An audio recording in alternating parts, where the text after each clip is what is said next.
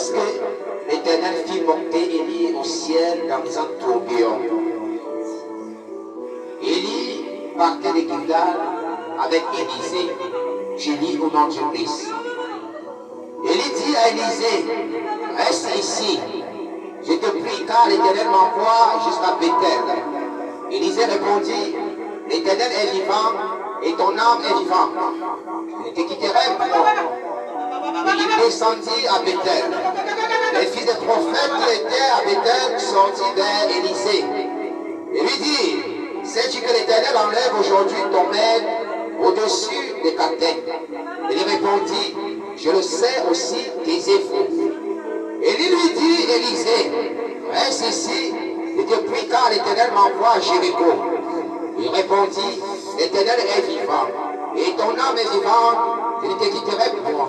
Et ils arrivaient à Jéricho. Les filles des prophètes qui étaient à Jéricho s'approchaient d'Élisée et lui dirent, sais-tu que l'Éternel enlève aujourd'hui ton maître au-dessus de ta tête? Et il répondit, je le sais aussi, taisez-vous. Et il lui dit, reste ici, je te prie, car l'Éternel m'envoie au Jourdain. Il répondit, l'Éternel est vivant, et ton âme est vivante, je ne te quitterai point. Et il poursuivit tous deux leur chemin. 50 hommes d'entre les fils des prophètes arrivaient et s'arrêtaient à distance vis-à-vis, et eux deux s'arrêtaient au bord du Jourdain. Alors Élie prit son manteau, le roula et en frappa les eaux, qui se partageaient ça et là, et ils passaient tous deux à sec. Lorsqu'il eut passé, Élie dit à Élisée, demande ce que tu veux que je fasse pour toi, avant que je sois enlevé avec toi. Élisée répondit, qui est sur moi, je te prie, une double portion de ton esprit. Élie dit, je demande une chose difficile. Mais si tu me vois pendant que je serai enlevé avec toi, cela t'arrivera ainsi. Sinon, cela n'arrivera pas.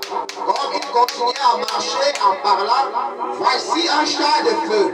Et les cheveux de feu laissent séparer l'un de l'autre. Et il monta au ciel dans un tourbillon. Élisée regardait et criait, mon père, char d'Israël, et sa cavalerie. Et il ne le vit plus. Saisissant alors ses vêtements, il les déchira en deux morceaux. Et il releva le manteau qu'Élie avait laissé tomber. Puis il retourna et s'arrêta au bord du Jourdain. Il prit le manteau qu'Élie avait laissé tomber et il en frappa les eaux et dit, où est l'Éternel, le Dieu d'Élie? Lui aussi il frappa les eaux qui se partageaient ça et là, et Élisée passa. Les filles des prophètes qui étaient à Jéricho vis-à-vis, ayant vu dire, l'esprit d'Élie repose sur Élisée, ils allèrent à sa rencontre et se prosternaient contre terre devant lui.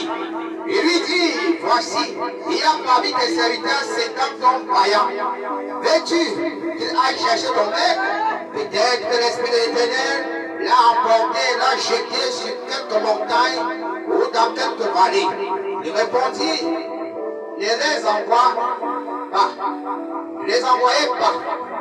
Mais s'il le pressait longtemps, et il dit, envoyez-les. Ils envoyaient les 50 hommes qui cherchaient Élie pendant 3 jours. Ils ne le trouvaient point. Lorsqu'il fut de retour auprès d'Élisée, qui était à Jéricho, il a dit, ne vous avais-je pas dit, n'allez pas? Les gens de la ville dirent à Élisée, voici le séjour de la ville